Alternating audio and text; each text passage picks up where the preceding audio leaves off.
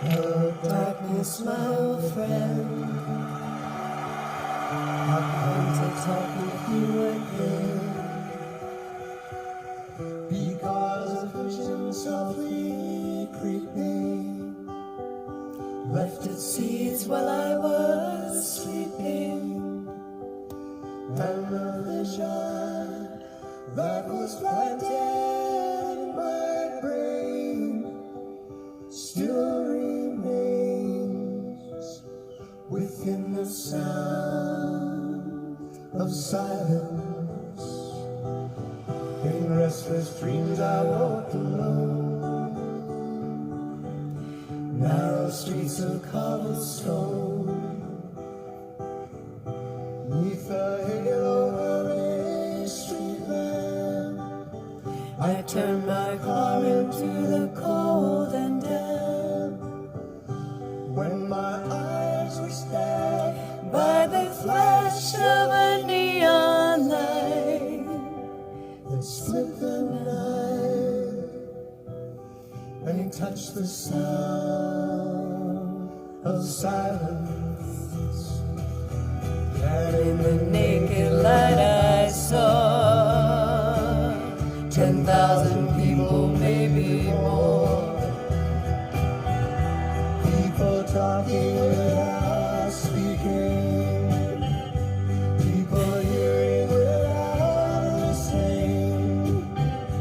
People writing songs that voices never share. And no one dare disturb the sound of silence.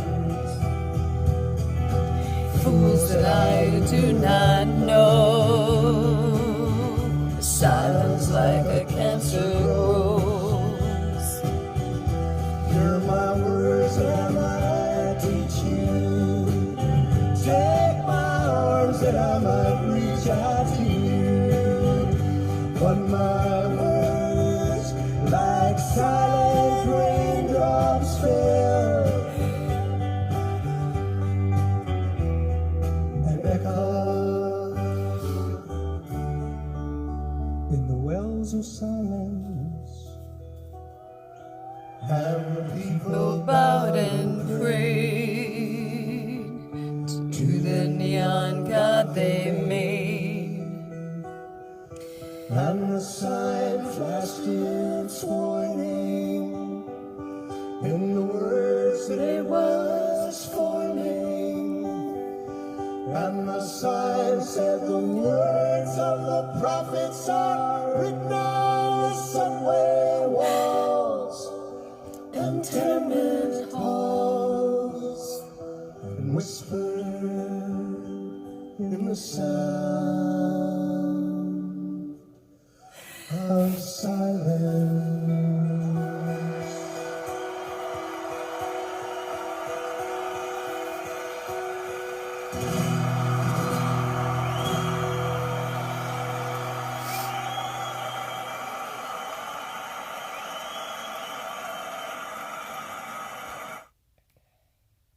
So crazy, right? There I go, crying for the masses. Man, you know what's really interesting is when I went to go to the thing, it said 420. If you don't know, that's like the handle for weed. You know, I want you to find, or maybe I'll put them in here, the words for this song.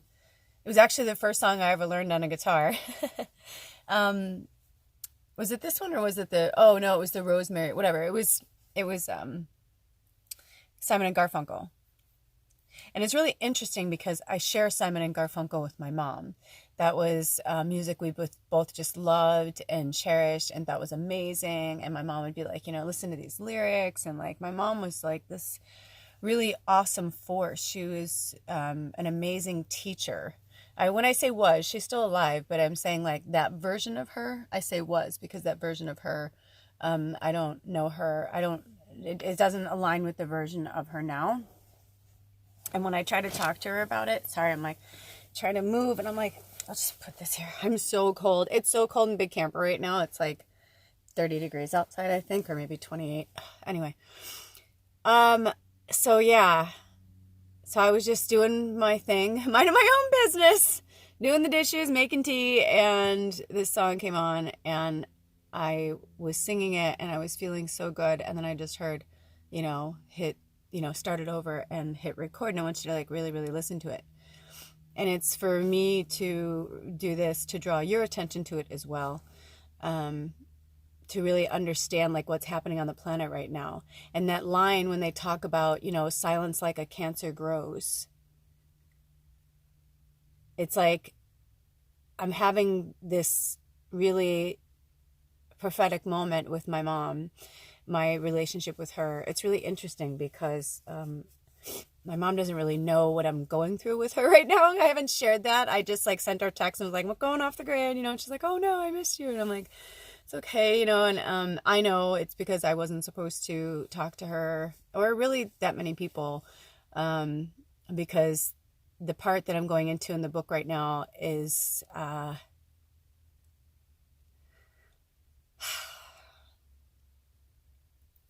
been like jumping around. I've been time jumping in my books. And since my books jump time, jump dimensions and all that, I didn't really think anything of it. Until this last week when I started to realize that I'm really not happy with the certain part of the book, and now I'm starting to feel like it should be in a later book. And so I'm just feeling really not confused, just excuse me. I'm like, I'm going to come over here. Not confused, just like, doesn't feel right. On my other video, I can pause it, but this one doesn't let me do it. It's through YouTube. Okay. I'm like, I couldn't talk. But yeah, I'm realizing what's happening is that whole line that it's silence like a cancer grows. I realized like what they were saying to me anyway. My family was very much a part of Americana. My family were immigrants too. All of our families were immigrants. I mean, let's be honest. I mean, unless you're native, you know what I mean? But even so, it's like, who knows? I mean, this land has been here. We've shared it. So much has happened on planet Earth. It's like, and so much of history has been messed about and faked newsed. And I don't know if that's a term, but I'm coining it anyway. It's like so much has happened. And I feel as if there's like a Viva la Revolution. I just watched this movie called Crypto, which at first I was kind of like, oh, this is like one of those kind of like independent movies. But I was like, Kurt Russell is in it, whatever. At first I wasn't into the actors. I was like, oh no, what is this? I'm like, Kurt Russell, what did you do? But then as it went on, and then by the end I was like, no, this movie was actually really brilliant. It wasn't made on a large scale. It wasn't, but it was brilliant. It was actually made very brilliant. And there's this one guy in there who's like fighting the revolution, through computers, because that's how he can do it. He's not going to draw a sword and go out into the world. He's brilliant with computers, so he's helping hack and finding out like what's going on and stuff. And so it made me realize that's what's happening, and this election year is only going to amp up, and it's only going to get worse. And so, we do have to like really pull ourselves away from social media. Really, like, if you want to tap into the energy, I highly, highly, highly recommend you watch the documentary called The U.S., like U.S. for like the United States, the U.S. versus John Lennon. It's an amazing documentary. I've seen it 3 times and I still cry every time. The interesting thing is I cried harder the second time I watched it, because the first time I watched it, I was just in like really immersed in the beginning of my awakening. So it was very eye-opening. It was very gut-wrenching. But when I watched it a second time, it was, I think, at least a year later.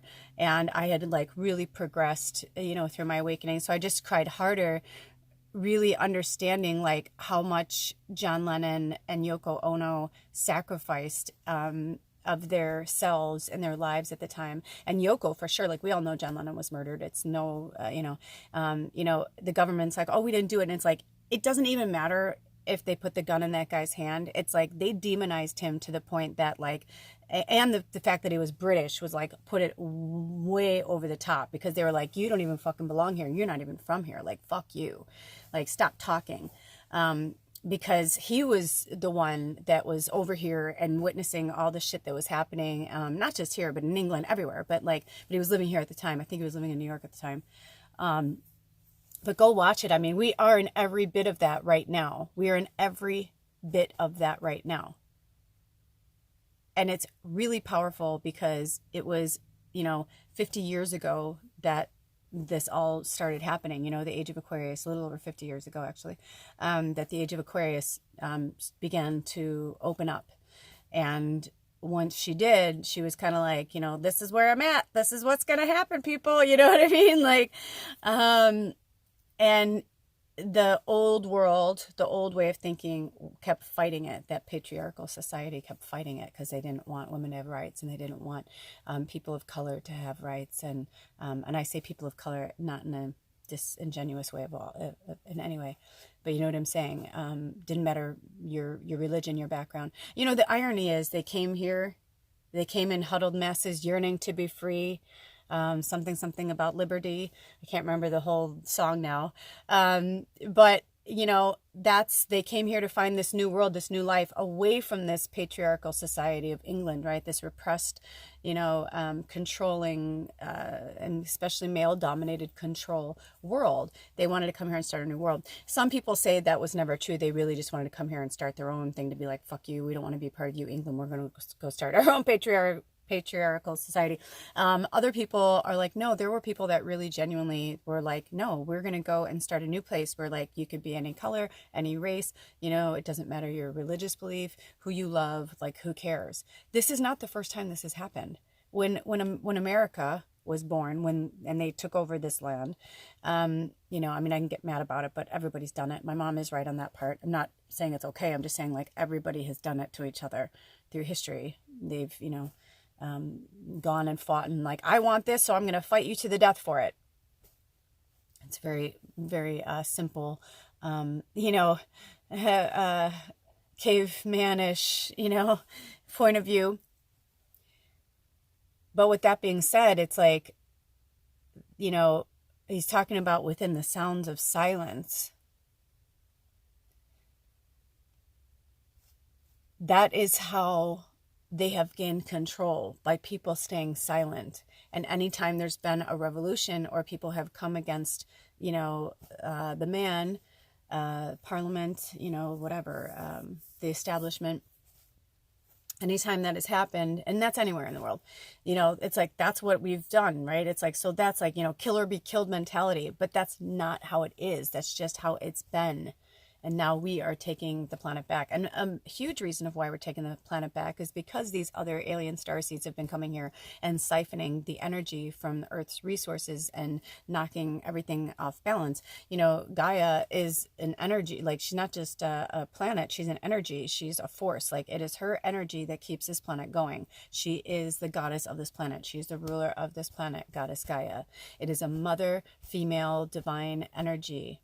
We need the masculine energy to balance her out. But, there's also a lot of female energy in the moon, and there's a lot of masculine energy in the sun. I had a lot of interesting thoughts about that. If this gets cut off, I'll go to another one, because I just realized it was going through my YouTube and I forgot to clean my phone out from the last few. But I had this really amazing moment with Edward yesterday. We were talking about I've done a lot of research on the Arcturian starseeds ever since I found out that I was one. Is Maddie sitting here hanging out with me? We'll bring Maddie forward so she can hang out. Hey, Maddie, you want to say hi to everybody? Show them your beautiful princess crown, tiara. And I said, well, I'm like, I said, how I read that there's 3 bases on the moon, 3 Arcturian bases on the moon? And it's like, yeah. And I go, well, how the moon moves in cycles? And he goes, yeah. And I go, how like every new moon, like, or, spirit, witches, pagans, whatever, we go by like the cycles of the moon, right? Like every, 28 days or whatever. And he goes, yeah. And I go, so if we go by the cycle of the moon and there's a new moon and there's a full moon, and they say on the new moon, you want to manifest or, blah, blah, blah. And on the full moon, you want to make peace with it and like, give it to, you know what I mean? Like however you want to look at it. Everybody has a lot of different ways of looking at it. And he goes, yeah. And I said, well, did you ever think that maybe every single month is like the Arcturians are here to like monitor if they're on the moon and the sun, like we all know that the moon only is visible because the sun, it's like reflecting the sun, blah, blah, blah. It doesn't move, right? So if the bases are on the other side of the moon, go with me here, and the moon is front, whatever. I said, I'm like, do you think that like we are like little, I mean, I know we're avatars and we are our own TV show and all that, but I'm like, did you ever think that like maybe this cycle that spirit has us on, I'm getting messages, hold on. Oh yeah, gives us like a brand new, so every month is brand new. And a lot of you might be going, yeah, I know, I get that. I'm like, but you know what I mean though? Like every month they decide like how this is going to go. How far out of control is it? There's so many of us that know like that. I definitely believe people have been time traveling and changing things. Like there's so much crazy stuff that's happening right now.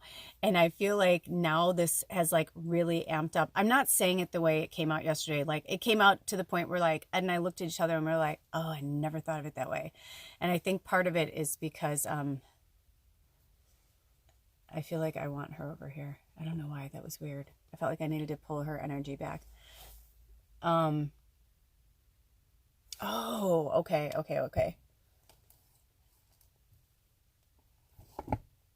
I just heard pull a card and I was like, okay. I'm going to do as I'm told.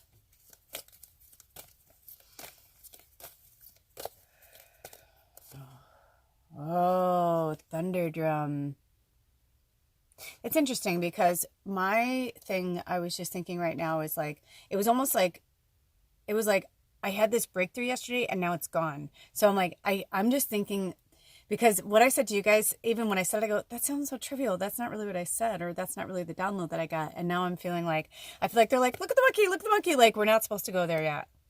We are, however, supposed to go to the thunder drum.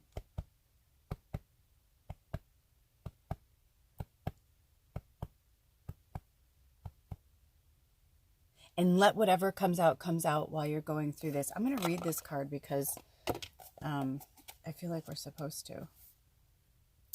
Stand up and be counted. Be assertive. Don't be shy about sharing your gifts and letting the world know about your value. Declare with authority, this is who I am and this is what I stand for. Make a stand for others less fortunate. Take risks. Walk in rhythm to the beat of your own drum. This is not the time to step back or step aside. This is what we were just talking about, the sounds of silence, right? Like here they were all these years ago, they wrote this song and they played this song live, in front of like all these people in, Central Park. And the things that we're talking about now, they were talking about then. And it's like, here we are, another cycle of it. And Spirit's like, no, this is the time, though, that we're really going to break it. Because now, at that time, the portal had just opened. And so there were some people who were awakened on the planet, and they were like very high regard gurus. But then there were other people, most of the masses weren't. And now there are way more people awakened now, which is why the technology was given to us so quickly with the phones and the internet and all that, so that we can connect to each other, so we wouldn't be just in our little corners of the world going, oh gosh, this is happening. Okay, whatever you say, you're the government. You know what I mean? Like, well, the government, I just remember my parents saying like, well, the government says so, or like your teacher says so, or the preacher says so. It was always kind of this programmed, like, you do as I say, like you just do as I say, not as I do kind of thing. They say your native spirit wants you to know that throughout the world, indigenous people have called spirit through drumming. Drumming was used to activate one's fighting spirit before battle, as well as for joyous celebrations and sacred ceremonies. It was also used for healing rituals. In every case, the drum beat was used to open spiritual realms. A thunder drum calls the thunder beings from the sky, and they arrive with passion and incredible vitality. Drawing this card means that it is time to step into your passion. Make a stand in your life for what truly matters to you. The journey is a powerful way to activate your life force is to drum on your chest lightly with closed fists. It's especially powerful if you do a 2-beat 1 2 1 2, similar to the sound of a beating heart, which is the most primordial sound for humans. This rhythm is grounding and activates your strength. I know earlier Baba, like, it was so cold in here, and it wasn't just that she wanted to cuddle on my lap. Like, I was sitting with like kind of like my knees up, and she came and I'm like, I have multiple layers on. And she came and like got so close to my chest, and it wasn't just the warmth. I can tell, like, she likes to feel the beat of my chest, right? She likes to feel the beat of my heart in my chest. She just wants to feel that comfort, She was in her mama, she fed off her mama. So we need to really work on this, you guys. So, coming into your gifts and talking about it. We cannot be, no more sounds of silence. We have to be open. We have to be loud and proud. Loud and proud. We are here to stay. You know what I mean? A lot of you know I've talked about this before. I have many people in my life who are very fluid, gay. I don't really have terminology for them because they all are very different. But I have always had a soft spot for them because I knew that when I ever chose to come forward, I knew that I was living a lie too. Growing up in the 70s and the 80s, like my friends who were holding back who they really were, they out of fear of being hated, out of fear of being thrown out of their family or chastised or killed. And I felt that fear too, because I always felt off. And I've been having so many breakthrough moments. I love my mom so much, but it's been really difficult because I'm realizing I've spent so much of my life blaming my father for things. And, he's not getting out scot-free, but I'm just saying, like, I'm just saying that I didn't realize how much my mom's programming really affected me because I respected and looked up to her so much. I thought she was so amazing. I lived a life watching this very tiny woman get the shit kicked out of her on the regular for, the first 12 years of my life. And then watching my dad stalk her, torture her, beat up her boyfriends in front of her, when she, just like crazy things, even though like the one wasn't her boyfriend at the time. It's just like, I just like watched and witnessed things that no kid should really see ever. And so my mom was my hero. It's like, no matter the other stuff, I just let a lot of stuff go because I just looked up to her and admired her and I respected her so much that she finally had the guts to walk away. And it wasn't easy. And so I respect my mom immensely, but at the same time, the reason why I have been silenced is because of her and her beliefs. And it's frustrating to me because now at 48 years old, I've had many years with my mom. And I'm not saying, oh, hello, there's a blue jay outside. It's interesting. My mom, I'm going to get back to that story, but I have to tell you something really quickly. A few years ago when I went home to visit, my mom and I were driving through the countryside, and we're like 45 miles outside of Chicago in this country town where my sister and like a bunch of my family live. Anyway, it's like a town of 3,000 people. So we're driving through, and it's Illinois, right? So it's like, it's flat. There's rolling hills, but it's flat for the most part. And there's not many trees because it's all farms out there, right? So there's not many trees because they're all these huge, farms, right? Farmland where they're growing vegetables or whatever. So we're driving and we're going, 50 miles an hour down this old country road, and we're going on these hills, and we were talking, and I was talking to my mom about magic, and I was feeling this moment where I really, really wanted to talk to her about who I am and what I do, and like, now she's accepted it, but it's just, we just don't talk about it. So we were driving, and in this moment that I was thinking about magic, or I wanted to like talk to her, this huge blue jay flew right in front of the windshield, looked right at us, turned its head and looked at us, and my mom was like, whoa, and I said, oh my gosh, I'm like, wow. And I was like having this moment because I was like, holy shit, wow, because of what I believe in, right? And I was like, and I just remember my mom keeps talking, and I'm like, and like nothing was said after the while, nothing. And I'm looking around and I see there's like nothing. There's maybe like far, far, far off in the distance, there's a tree. There's like, I'm looking in front of us, nothing. I'm looking behind us, nothing. And then even on the road, like no cars, nothing. And I said, do you know how profound that was, Mom? And she goes, what? And I go, the bird, the blue jay that just like flew in front of us. And she goes, what do you, she didn't think anything of it. And so I explained further and I said, well, think about it. I go, birds are pretty smart. I said, especially blue jays. They're part of the corvid family, which are crows and ravens, right? They're extremely smart. They talk. And so I said, don't you think it's interesting that this bird could be flying anywhere? It would see us. It would see us. And she's like, not necessarily. And I'm like, it would see us. I'm like, it flew in front of the window for a reason. And I go, well, in my belief system, what I believe in, I said that they're messengers. They're messengers of magic. And I'm like, and it's just like, I realized, oh my gosh, like, this is profound. And I knew what Spirit was trying to tell me was that my mom was going to be the one that was going to be the hardest one for me here. No matter, like I've had some pretty tough sessions in the last, 6-7 weeks, but like nothing compares to what a magical being my mom is. And I know it and I feel it and I've always felt it. And that's why it's hard, because she is magic and she's doing magic all the time, but she doesn't even realize she's doing it. And that's what's interesting, what's happening on the planet right now. If people aren't awakened and they're not open to like what's happening, then they're just like kind of flailing about, they're not like really, they're just like, they're pinging their magic here and there. They're sending out negative vibrations, they're sending out positive vibrations, but there's a chaotic energy right now. And the rest of us are trying to like hone our energy in so that we can like help them. Right. I've been hearing a lot lately, a lot of, I love you, Soul Tribe, but a lot of this savior complex, I have it too. We want to save everybody, but it's part of our ego. And I know that's hard to hear, but it's true. It is part of our ego. And we're all working on that, right?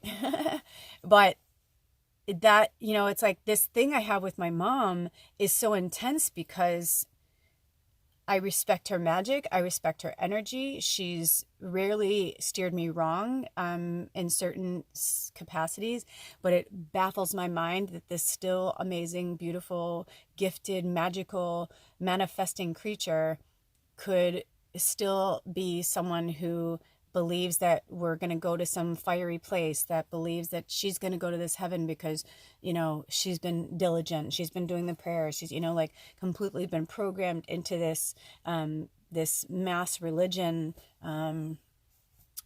Not cool, like, I don't even know any other way to say it.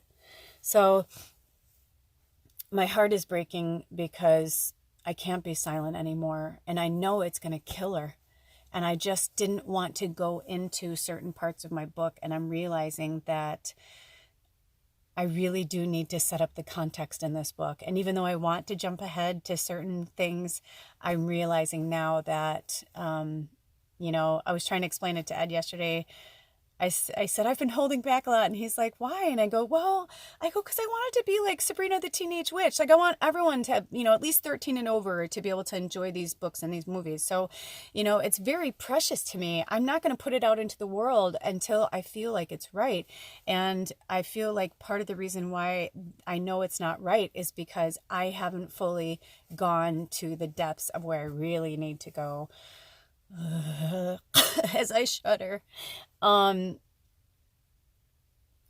Because there needs to be more context. Even though I want to jump from here to here, I'm realizing now that there needs to be more context because I need to put these characters into a bigger light, because even if they don't want to be, at some point in their soul contract, my family and my friends and the people who have come into my life have signed on to be in this story as well.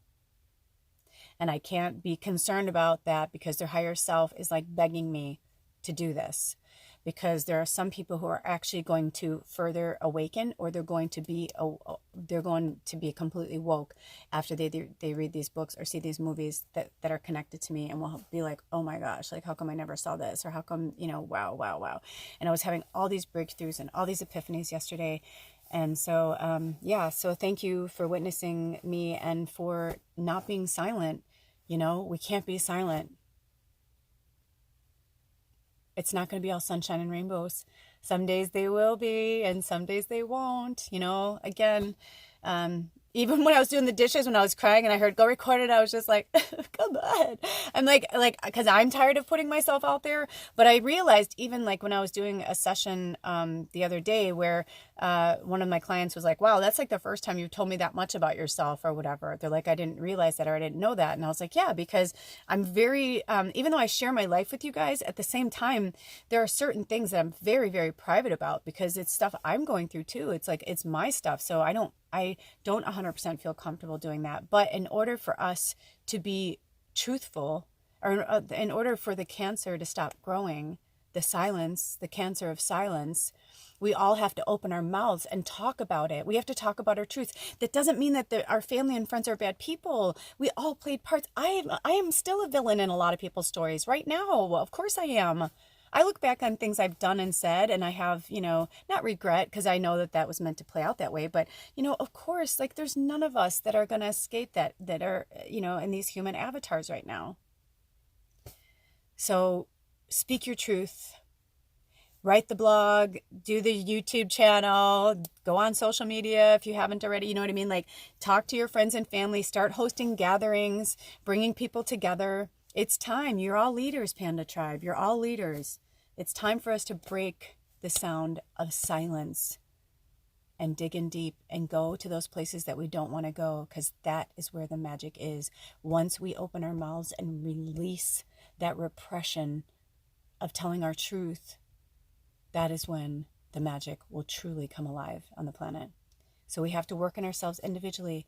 Look at it, it almost looks like a heart. You know what I mean? Like we can't go out into the world and be like, I'm going to help everybody else. No, help yourself, get grounded, meditate, be quiet, be alone, find your strength and your inner voice, and live your life outwardly through that inner voice so that you can be the example to other people so that they'll want to strive better. That's all I got. Have a blessed day. I'll see you next time. Oh.